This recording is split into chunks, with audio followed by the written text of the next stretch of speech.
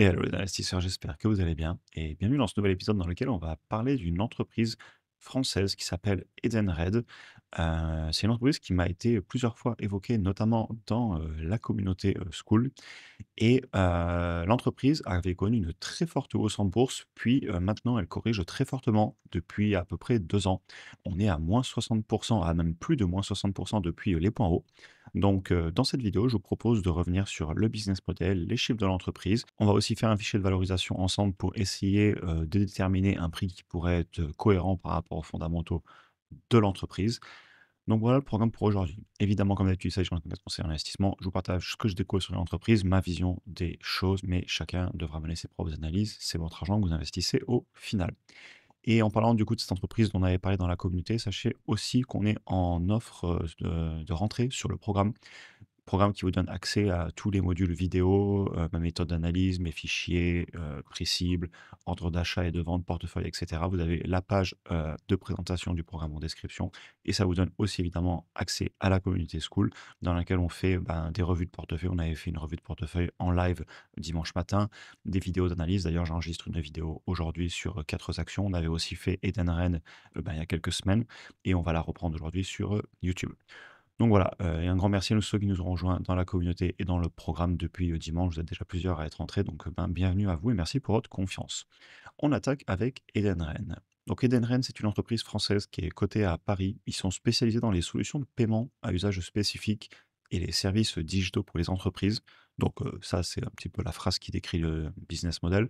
En gros, ils fournissent les solutions pour les tickets restaurants, les cartes employées, pour payer les frais, les cartes carburant, péage, etc. Et c'est le leader mondial dans son domaine. D'ailleurs, quand on l'avait analysé il y a quelques semaines dans la communauté, eh ben, j'avais découvert qu'ils opéraient dans de nombreux pays et que tout le chiffre d'affaires n'était pas fait en France. Bon, ils ont quand même une grosse partie du chiffre d'affaires qui est fait en Europe, mais ils sont aussi, par exemple, très implantés au Brésil.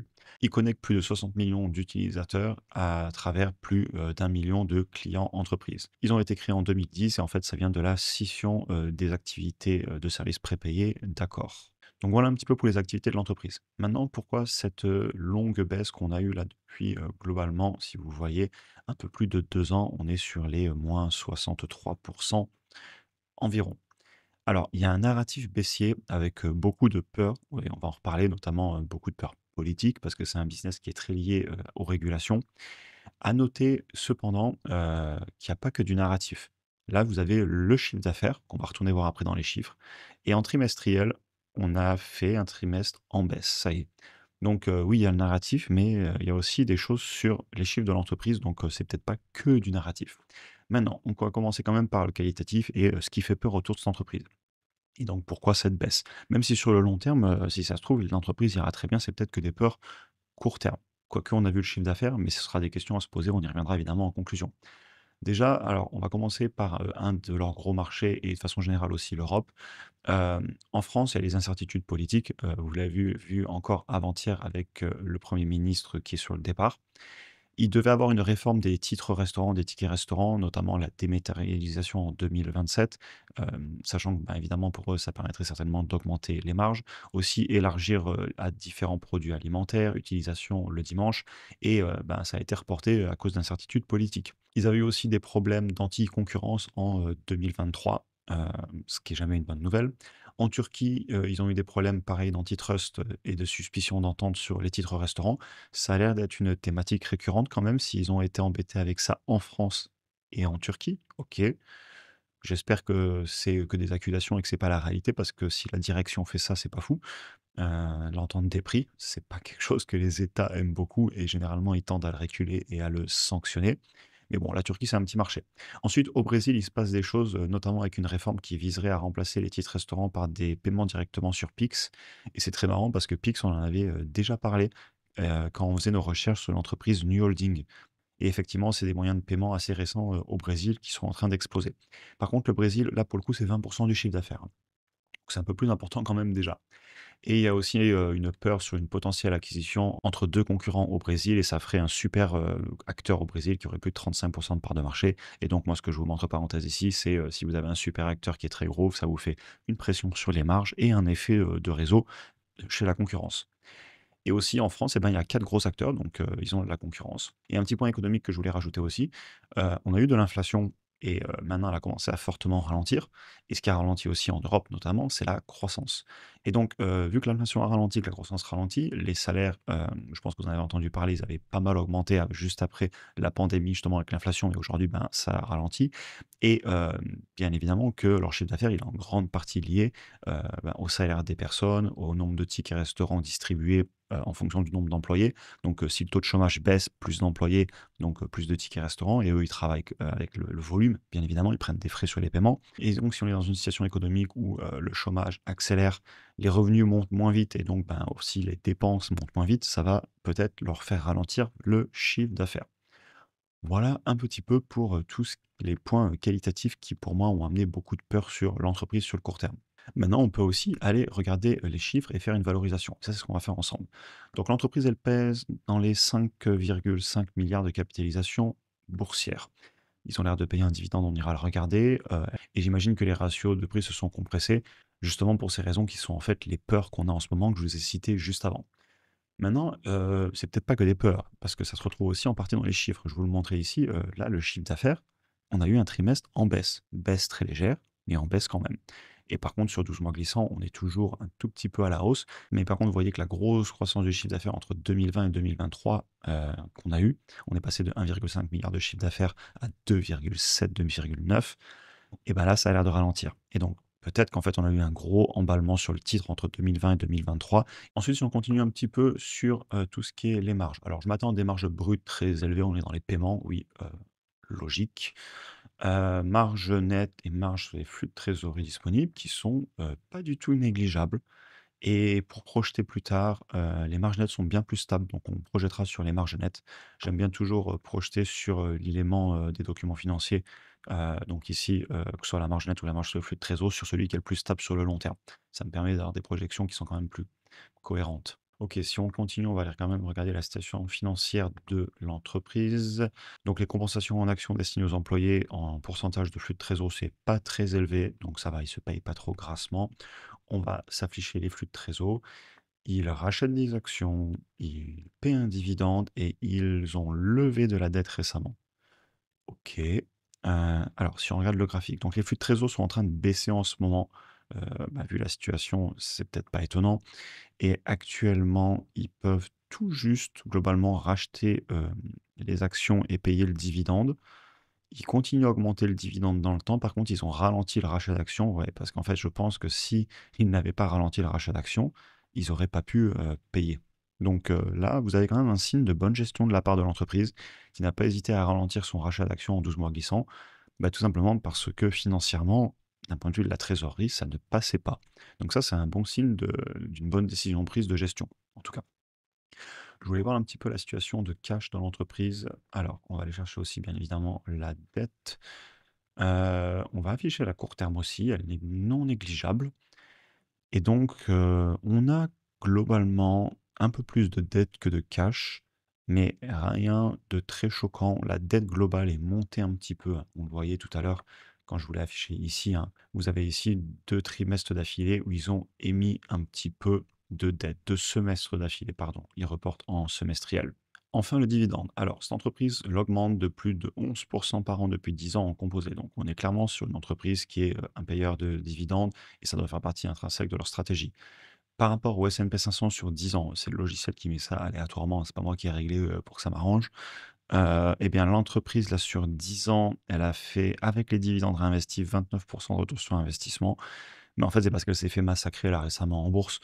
Si vous prenez jusqu'à 2023, donc si vous prenez les bonnes années en regardant vraiment au mieux du mieux, eh bien, on était globalement, si vous voyez là sur les graphiques, toujours à peu près en ligne avec le S&P 500, avec et sans les dividendes réinvestis. Par contre, là, effectivement, depuis 2 ans, ça va un petit peu moins bien. C'est peut-être du court terme d'ailleurs, hein, mais on va regarder la valorisation pour voir un petit peu si on est sur un prix intéressant, si on a du retour positif parce que le chiffre d'affaires a ralenti. Et d'ailleurs, je voulais regarder, quand même avec vous le chiffre d'affaires sur 10 ans, la croissance annuelle composée est autour de 10. Donc en fait, si on résume juste avant d'aller sur les valos, on est sur un business qui globalement a une belle croissance historique, une belle gestion historique, de belles marges historiques, bien géré, qui a fait des bonnes décisions récemment, notamment de ralentir le rachat d'actions parce qu'il ne pouvait plus se le permettre. Et eh bien, ils ont une période difficile en ce moment, on ne peut pas se le cacher, le chiffre d'affaires ralentit. Et donc, il y a un moment, les chiffres ne mentent pas, je le dis tout le temps, ça en vidéo. Le haut du compte de résultat, ça ne ment pas. Quand il est en train de baisser, c'est il y a quelque chose dans le business qui se passe. Et donc, c'est le cas. Donc, je ne suis pas étonné que l'entreprise ait corrigé. Maintenant, si le chiffre d'affaires repart, ça, on va en reparler en conclusion. Vu que les valorisations sont massacrées, comme vous le voyez à l'écran, il y a peut-être un truc à faire, hein. Alors, justement, parlant de valorisation, les médianes historiques, sur le PER, on est à 36 historiquement, ça se paye cher. Attendez, on va se mettre sur 10 ans. 32 sur 10 ans. Actuellement, on est à 10. Donc, si vous regardez par rapport à ce qui s'est passé avant, l'entreprise se paye vraiment pas cher en ce moment. C'est indéniable. Maintenant, hein, je le dis toujours, quand vous regardez le passé, peut-être que l'entreprise ne se paye pas cher en ce moment par rapport à l'historique, pour de bonnes raisons. Les peurs, le chiffre d'affaires qui ralentit, les marges. Attendez, est-ce que les marges étaient en train de compresser? Non, les marges tiennent. Donc, c'est principalement des peurs que j'ai citées avant dans le PowerPoint et un ralentissement du chiffre d'affaires. Alors, la valorisation, on va la faire juste après. Excusez-moi, je me suis trompé d'onglet. Donc, voilà. Sur le PER, on est bas historiquement. Et par rapport au flux de trésor médiane historique à presque 17, en ce moment, on est à 8. Donc, c'est pas cher non plus par rapport à ce qui s'est passé historiquement. Et pris par rapport au chiffre d'affaires, on était à 5,6, on est à 1,88. Donc, la baisse de l'entreprise en bourse est en grande partie liée aux valorisations qui se sont écroulées. Maintenant, est-ce que on peut justifier ce prix par rapport à ce qui se passerait dans le futur? J'ai pré-rempli mon fichier, mais je ne l'ai pas fait, et donc on va le faire avec vous pour la première fois. En termes de croissance, vu qu'on a eu un trimestre qui était, globalement en ralentissement, je ne vais pas m'amuser à mettre beaucoup de croissance, récemment, ou en tout cas, pour cette année.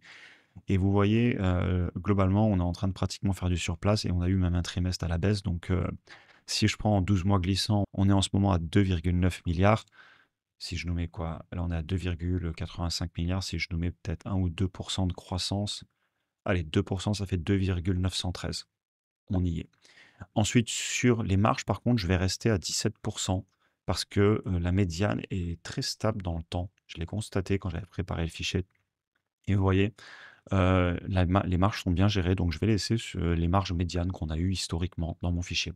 Maintenant, au niveau du rachat d'actions, on va aller regarder ça. Alors, on a vu qu'ils ont racheté récemment, mais est-ce qu'ils en ont racheté tout le long de leur existence, là, sur 10 ans? Euh, sur 10 ans, c'est marrant, aléatoirement, alors c'est pas tout à fait sur 10 ans, on va se mettre sur 10 ans, ils ont émis des actions. Ils en ont plus qu'à l'époque. 231 millions contre 248.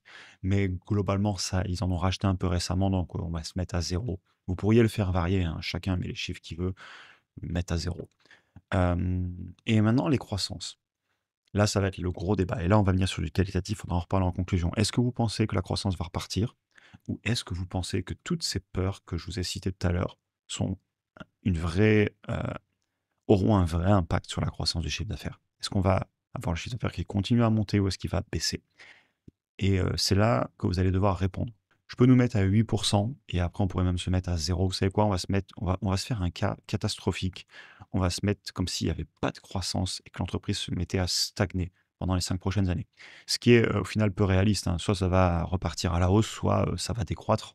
Mais, faire du zéro parfait, voilà. Il y aura de la croissance ou de la décroissance. Mais c'est pour l'exercice, pour voir où on se situerait si on n'avait même pas de croissance et on maintenait juste les marges. Maintenant, ce genre de business, combien je pense que le marché serait prêt à me le payer dans le futur? On voit que le PER médian, là, sur 10 ans, on est autour des 32. Clairement, je suis pas du tout à l'aise à ce que le marché me paye ça. Je mettrais plutôt autour des 20, parce qu'ils ont eu quand même de la croissance, ils ont des belles marges, ça paie un dividende, ça augmente le dividende. On va se mettre à 20. Et vu les risques intrinsèques que je vois et le mauvais narratif, et surtout, moi, c'est l'aspect plus politique, risque avec les gouvernements, la régulation, ça, j'aime pas trop. Je vais demander un discount rate, donc une performance par an demandée d'au minimum 12% quand même. Ce qui nous met, et je le fais en direct avec vous, à 22 euros. Je sais même plus à combien ça cote le titre, on retournera voir, j'ai pas retenu. Et si je nous mettais un peu de croissance, allez, on va se mettre à 8% là sur les années, sachant qu'ils ont fait plus de 10% les dernières années, en a croissance annuelle composée, donc mieux que 8%, ça nous met à un peu plus de 30. Et si je vous mettais à 5% tout le long, je fais ça pour que vous ayez des exemples. et comme ça après chacun se fera sa propre opinion, ça nous mettrait à 28. Donc en fait, quoi qu'il arrive, j'ai du mal à tomber sous un prix qui est sous les combien? On avait dit 20 et quelques et le titre il cotait à combien? Attendez, je retourne, il cote à 22,94. Là on l'a sur mon fichier. OK et bah, écoutez, on va passer à la conclusion, sachant que j'ai globalement, fini un petit peu tous les chiffres que je voulais vous montrer. Je vous retrouve pour la conclusion. Donc maintenant qu'on a fait la valo, j'ai mis comme d'habitude ma vidéo en pause quelques minutes, le temps de vous mettre la conclusion, surtout sur la partie valo que j'avais pas fait en amont. Alors, en mettant des hypothèses plus ou moins conservatrices, voire même pas du tout de croissance, j'ai pas mis de la décroissance non plus, mais bon évidemment, bah, ça ferait un prix à payer beaucoup moins cher et puis une entreprise en décroissance, je pense que ça intéressera pas grand monde. Mais si on venait à réavoir plus ou moins de croissance, dans tous les cas, on est presque toujours à un prix cohérent. Vous avez bien vu, j'étais rarement sous les 20 € en faisant un fichier de valo, même en mettant très, très peu de croissance et sauf si on a une décroissance et donc une baisse du chiffre d'affaires et ou des marges qui venaient à s'écrouler, hein, parce que j'ai maintenu des marges à 17. Si les marges passent à 10, c'est pas la même histoire d'un point de vue du prix à payer, ça va s'écrouler. Mais en fait, la valorisation, elle me choque pas et je comprends que le dossier intéresse. Quelle chute en bourse impressionnante. On est quand même revenu sur les niveaux de sur des niveaux de 2012, 2013, 2014, des niveaux d'il y a 10 ans, d'il y a plus de 10 ans. Maintenant, j'aurais envie de renvoyer tout investisseur à l'analyse qualitative. Parce qu'OK, on a fait le quantitatif, les chiffres, ça ne me choque pas si les marges tiennent et si la croissance revient. Si elle a de la décroissance, alors là, c'est pas du tout la même histoire et ça me ferait très peur personnellement. Maintenant, la grosse question que j'aimerais me poser dans le qualitatif et que j'invite évidemment tout le monde à se poser si vous le souhaitez, est-ce que les peurs dont j'ai parlé avant sont justifiées ou excessives? Les peurs de régulation dans les différents pays, les instabilités politiques, etc. Et par peur, j'entends d'ailleurs, hem, est-ce que le chiffre d'affaires va baisser ou pas? Parce qu'il y a pas que des peurs. Le chiffre d'affaires, il a baissé là sur un semestre. Donc il y a peut-être pas que des peurs, je dirais, parce que les chiffres ne mentent pas, surtout le haut du compte de résultat. Ensuite, si ces peurs, elles sont justifiées, s'il y a des vraies raisons, d'être inquiet pour le business, alors là, le fait que la valorisation se soit écroulée, comme vous le voyez ici, bah, ça me choque pas du tout parce que si le business va mal, c'est normal que les valorisations baissent historiquement. Maintenant, si ces peurs sont exagérées et qu'un investisseur voit la croissance repartir, les marges tenir, et ben là, je comprends clairement que ça intéresse beaucoup. Je reçois, pas mal de messages, qu'on en parle dans le school, en DM sur Insta et cetera. Parce que ça peut créer une opportunité avec une valorisation massacrée si, encore une fois, je le répéterai jamais assez, si le chiffre d'affaires repart et les marges tiennent. Sinon, c'est compliqué. Maintenant, qu'est-ce que je fais personnellement? Parce que bon, la vidéo va être un peu longue, mais c'est pas grave. Au final, j'avais beaucoup de choses à dire, donc l'important, c'est quand même de parler, de l'intégralité du business et de vous partager tous mes chiffres. Personnellement, je suis pas à l'aise avec le modèle économique de cette entreprise, le business model, qui dépend beaucoup à mon goût des régulations, des décisions des gouvernements. Aussi, je vous le montrais, un peu plus tôt, mais j'ai oublié d'en parler. Regardez le chiffre d'affaires, on est à plus de 50 en Europe par rapport au chiffre d'affaires total. Vous l'avez ici au niveau de mon pointeur rouge. Donc on dépend quand même beaucoup de l'Europe avec l'économie qui a ralenti récemment. Maintenant, il faut se forger une opinion sur le long terme. Mais sur le court terme, je ne serais pas étonné que les difficultés continuent.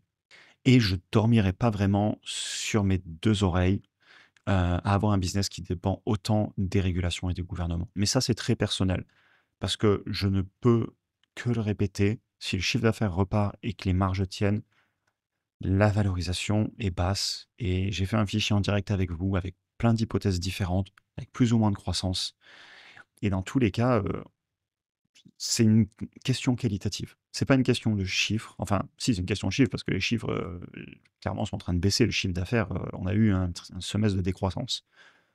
Donc c'est pas négligeable. Mais avant tout, c'est, compréhension du business. Est-ce que ça va aller mieux ou pas? Et je peux pas répondre à ça et je j'aime pas trop l'aspect régulation et gouvernement, donc pour moi, ça ira pas en portefeuille. Mais la valorisation est massacrée. Je peux pas dire autre chose. En tout cas, j'espère que ça vous aura intéressé. N'hésitez pas à me dire ce que vous en pensez en commentaire. C'est une belle surprise parce que en fait, historiquement, le business, il a des belles marges, il a eu de la belle croissance et ils sont dans une phase difficile. Mais je ne serais pas du tout étonné s'ils arrivent à reprendre de la croissance, à avoir le business qui repart. Et à l'inverse, si la dégringolade continue sur, les fondamentaux, donc sur vraiment les chiffres, sur le compte de résultat, ah bah, ça peut encore baisser. Et et je conclurai là-dessus, c'est que je ne sais pas répondre à cette question parce que je ne suis pas à l'aise avec le modèle économique, avec le business model. On en a fini pour aujourd'hui, j'espère que ça vous aura intéressé. L'objectif, c'était vraiment de vous partager des chiffres, même si je ne rentre pas sur une entreprise, ça n'empêche pas d'en parler. D'ailleurs, je parle de beaucoup d'entreprises qui ne vont pas en portefeuille. Je limite grandement le nombre d'entreprises que je rentre en portefeuille parce que si c'est pour avoir 40 lignes, bah, dans ce cas-là, j'ai aussi des ETF et ça fait très bien l'affaire. Donc, je ne rentre que des business dans lesquels je crois vraiment et après avoir passé beaucoup de temps à les analyser. Et là, je bloque sur le modèle économique. On en a fini pour aujourd'hui, j'espère que ça vous aura intéressé. Comme d'habitude, pour ceux qui veulent nous rejoindre, vous avez l'offre de rentrée valable pour encore quelques jours en description. Un grand merci aussi à tous ceux qui nous ont rejoints aussitôt d'ailleurs que hier et depuis dimanche, vous avez été plusieurs. Donc bienvenue à vous. Je vous souhaite une excellente journée et à très bientôt pour un prochain épisode. Bonne fin de journée à tous.